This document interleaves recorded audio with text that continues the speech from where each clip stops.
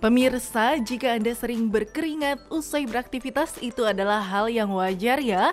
Namun kadangkala ada yang mengalami berkeringat tanpa melakukan aktivitas fisik loh. Berkeringat ketika sedang tidur di malam hari ataupun siang hari mungkin saja adanya tanda penyakit yang kita alami.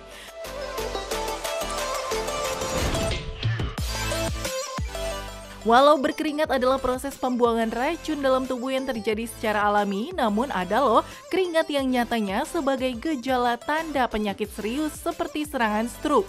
Wah, bahaya ya pemirsa. Walaupun terlihat sepele, namun berkeringat secara berlebihan juga patut kita waspadai.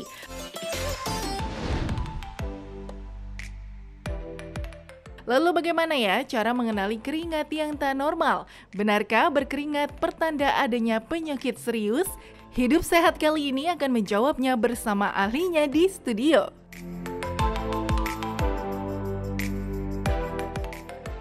Kembali ke Hidup Sehat pemirsa. Nah itu tadi nih ya video mengenai kalau misalnya kita keringetan, itu tuh ada nggak ya penyakit serius Dokter Vito? Nah iya memang, kadang-kadang orang kalau keringetan itu, satu kadang-kadang dianggap kamu kayaknya kurang AC deh, kurang dingin gitu ya. Tapi kalau misalkan orang keringetan terus-menerus, itu kayaknya udah mulai nggak normal. Apalagi kalau keringet dingin ya. Bersama kita sudah hadir Dr. Renaldi atau Dr. Kakak panggilan akrabnya, seorang spesialis penyakit dalam, konsultan gastroenterohepatologi. Nah, Yes. ini Halo, kakak, Dr. Vito, kakaknya Dr. kita Arlin. semua, kita akan melontarkan banyak Iya, pertanyaan Itu gitu ya. bercandaan saya dari kecil. Salam ya. dari adik-adik ya kakak ya. Oke, Selalu Dr. jadi kakak. Ini langsung sebenarnya mungkin sebelum kita fakta mitos dulu ya. Yes. Sebenarnya normalnya tuh orang keringetan sebanyak apa sih? Oh ya, jadi saya ngomong proses berkeringat dulu ya, Dr. Vito, Dr. Arli. Jadi keringat itu adalah proses regulasi dari tubuh kita untuk mengeluarkan panas. Misalnya kalau kita tubuhnya demam, nah itu kita banyak keluar keringat. Nah terus atau kita banyak beraktivitas, itu kan produksi panasnya meningkat. Nah itu juga kita banyak berkeringat untuk mengeluarkan panas yang ada dalam tubuh kita. Nah justru pada orang-orang yang susah berkeringat, itu malah penguapan panas itu jadi terganggu. Nah itu malah tidak bagus buat tubuh. Misalnya orang-orang yang keringatnya sedikit. Nah kalau dia banyak berolahraga tapi keringatnya dikit, nah itu malah bisa terjadi istilahnya heat exhaustion atau heat stroke. Atau juga orang yang pakai baju yang tebal-tebal, nah itu juga nggak bagus ya kalau berolahraga karena dia jadi susah penguapan panasnya. Nah jadi berapa banyaknya keringat itu yang keluar normalnya itu tergantung panas tubuh yang ada dalam tubuh kita. Nah ini kalau kita bahas kadang-kadang ada orang yang mungkin yang lain biasa-biasa aja, dia keringetan sampai merot anduk gitu. Gobios gitu ya, gobios. Ya itu istilahnya hiperhidrosis ya. Hiperhidrosis. Nah itu biasanya pada orang-orang yang kelenjar keringatnya berlebihan. Misalnya pada orang yang berat badannya lebih, nah itu kan jumlah kelenjar keringatnya juga banyak. Ya, jadi kelenjar keringat itu kan ada 3 macam ya. Ada kelenjar ekrin, kelenjar parakrin, dan kelenjar paraekrin. Nah kalau kelenjar ekrin itu ada di misalnya di telapak tangan, terus di telapak kaki, terus di kulit-kulit lainnya di tubuh kita. Sedangkan kelenjar apokrin itu yang kelenjar yang lebih ke timbulnya waktu kita sudah mencapai pubertas ya. Jadi keluar selain keringat, selain air dan NaCl, dia keluar juga hormon, feromon ya. Itu misalnya di aksila, di ketiak, di payudara, di wajah. Nah wajah kita ini juga kelenjarnya kelenjar apokrin ya. Nah, terus ada juga kelenjar apoekrin. Kelenjar apokrin itu keluarnya kelenjar keringat dan juga kelenjar feromon tersebut. Contohnya di aksila. Oh jadi berarti keringat itu bisa dari mana aja semua kan? Biar pemirsa pada tahu juga nih pesan mana aja ya. Tapi yang paling banyak itu kelenjar ekrin. Kelenjar ekrin itu hampir di seluruh tubuh kita ada kelenjar ekrin. Iya. Oke. Nah kalau misalnya nih dok, mungkin di sini masyarakat ada yang kalau keringet tuh di kepala penuh gitu ya. Iya. Karena kadang-kadang ada yang keriting ya, kayak ada ipar saya tuh keriting keribo. Iya. Dia kitanya biasa-biasa aja, tapi dia tuh keringetnya luar biasa tuh dok. Sampai lurus gitu rambutnya dok.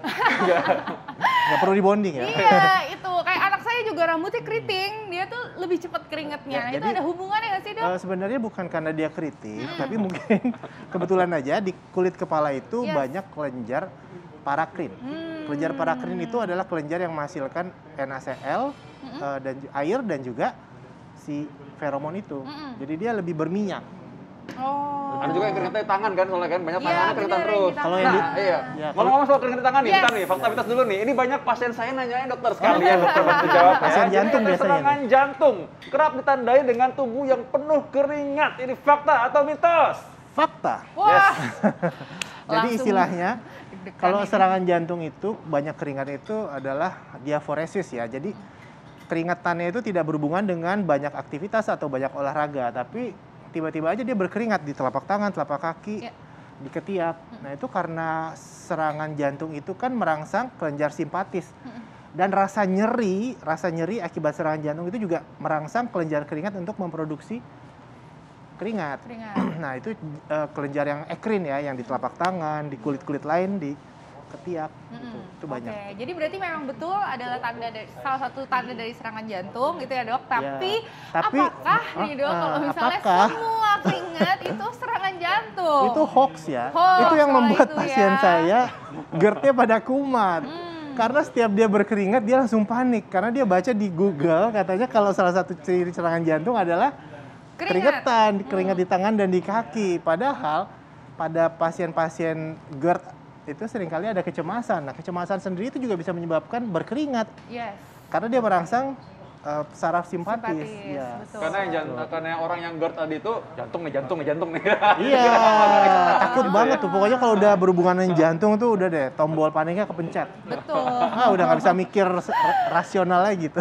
Nah ini nih dok, ada lagi mitos atau fakta nih Ya. dok bahwa sering berkeringat di malam hari waspada penyakit kanker. Ini fakta atau mitos? Jawabannya, Yes. jadi masih dalam penelitian. Tapi ada kondisi tertentu penyakit yang namanya limfoma Hodgkin. Limfoma Hodgkin itu katanya pada malam hari termosetnya itu lebih rendah. Jadi ketika ada kenaikan suhu akibat kanker, termosetnya rendah, jadi dia bisa berkeringat. Sedangkan kalau pada siang hari termosetnya tinggi. Jadi pada kanker kan dia ada kenaikan suhu, tapi kenaikan suhunya tidak terlalu tinggi. Nah, misalnya termosetnya segini, siang hari dia cuma segini kenaikan suhunya, jadi tidak terjadi berkeringat. Tapi ketika pada malam hari, termoset di otak kita itu turun, jadi dia kena sama kenaikan suhu di malam hari akibat kanker limfoma tadi, limfoma B Hodgkin. Ya. Nah saya jadi teringat ini dokter, ada orang yang keringatnya malam-malam terus udah gitu batuk-batuk. Itu orang yang suka mungkin pikir, wah ini kayaknya kurang AC aja kali. Emang lagi panas kali ya. Nah, padahal ada juga bisa yang lain nih. Yes, jadi kalau negara kita kan negara endemis tuberkulosis katanya ya. Katanya nomor 2 apa nomor 1? Katanya nomor 1 India, kita nomor 2 katanya. Nah, gejala TBC itu seringkali keringat malam. Kenapa? Karena aktivitas kuman TBC itu seringkali di malam hari. Dan juga metabolisme dari kuman TBC itu jadi meningkat sehingga terjadi keringat pada malam hari tersebut. Ya ada orang juga memang ngerasa bahwa itu mengganggu, akhirnya datang untuk screening ya TBC akhirnya. Ya. Untung jadi ketahuan. Ya, tapi belum tentu orang keringat malam itu TBC. Tentunya ada gejala-gejala lainnya ya, Yes. seperti batuk, Penurunan berat berdahak, badan. penurunan berat badan, tidak nafsu makan dan lain. Jadi Ya. intinya jangan panik lah. Yes. Kalau Nah, panik Dok. juga bisa keringetan. soalnya. Oh iya, tadi bisa keringetan. Iya benar-benar. Karena sebagian besar yang keringetan itu ternyata cuma panik. Iya, cemas, Cemas, panik gitu ya. ya. Apalagi kalau di tangan, di kaki basah, mereka tuh udah takut jantung. Iya. Waduh, saya mau mati, mau Habis mati. itu semakin panik, semakin cemas, semakin keluar Iya, semakin lagi, basah. gitu ya. Nah dok, ini tapi ada nih dok ya, Ya. beberapa orang yang memang nggak ada apa-apa dia keringetan gitu ya. Dan di keringetannya terus-terus gitu, terus-terusan gitu ya. Padahal orang lain biasa-biasa aja. Nah sebenarnya nih ya dok, apakah ini harus diwaspadai? Ini adalah salah satu gejala penyakit atau sebenarnya ya itu tadi mungkin cuma panik aja kali gitu ya. Silakan dok. Ya, jadi seringkali orang-orang yang dengan ambang cemasnya rendah, itu seringkali seperti itu, tangan dan kakinya basah ya, berkeringat. Apalagi orang-orang dengan pekerjaan dengan tingkat stres yang tinggi. Dia selalu merasa cemas. Berpikir 8 langkah ke depan, saya udah ngerjain ini belum ya? Otaknya berpikir dan berpikir. Nah, tipikal orang seperti itu tuh biasanya selalu berkeringat. Dan orang-orang yang gemuk atau obesitas itu juga kelenjar keringatnya kan tadi saya sampaikan lebih banyak. Nah, itu biasanya juga lebih mudah basah tangan dan kakinya. Nah kadang-kadang kalau misalkan orang seperti itu, mereka selalu gelisah, apalagi dan merasa nggak percaya diri kadang-kadang. Kadang lagi nggak ngapa-ngapain juga kok keringatnya banyak banget gitu kan. Nah itu ada pengobatannya nggak sih? Itu kan suka orang tanya tuh misalnya. Ya, sebenarnya kita dengan berolahraga itu jadi tentu kan metabolismenya diperbaiki ya. Dengan kita rutin. Biasanya orang-orang yang obesitas, yang gemuk itu kan jarang berolahraga.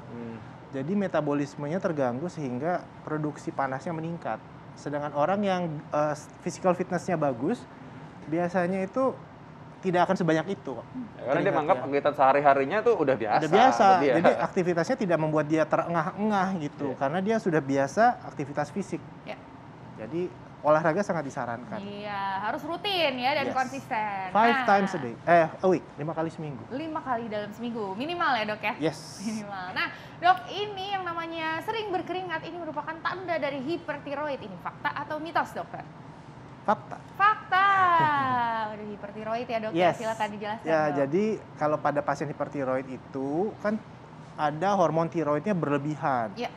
Hormon tiroid sendiri itu mengakibatkan sistem saraf simpatis meningkat. Nah, sistem saraf simpatis yang meningkat ini tuh merangsang si kelenjar keringat untuk memproduksi keringat lebih banyak. Nah, biasanya pasien yang sakit tiroid, yang hipertiroid ini ditandai biasanya matanya belok ya. Terus suka ada tremor, gemetaran. Ciri khasnya mungkin memang metabolismenya berlebih ya dok ya. Berlebih karena si hormon tiroidnya itu. Jadi rambutnya rontok, kurus, makan terus, makannya banyak tapi kok kurus terus seperti itu. Itu kayaknya cita-cita semua wanita dok sebenarnya. Jangan. Matanya nanti terlalu menonjol. Tapi jangan ya. Jangan. Kayaknya dokter Arli ini dari tadi ngomonginnya pengen kurus banget. Pengen kurus, padahal udah kurus pasti banget ini. Oh ya kadang-kadang soalnya emang benar ya, kadang-kadang mungkin orang di luar sana berpikir bahwa dengan dia berkeringat banyak, oh bagus nih berat badan gue turun, berarti gue kurus. Padahal sebenarnya yang keluar air bukan lemak. Iya. Betul dok, sekali. Ini ada pertanyaan nih dok, bukan fakta mitos ya. Jadi kondisi tubuh yang sering berkeringat ini dikaitkan dengan premenopause. Nah itu gimana nih dok ya? Tapi jangan jawab dulu dok, sesaat lagi kita akan kembali tetap di Hidup Sehat.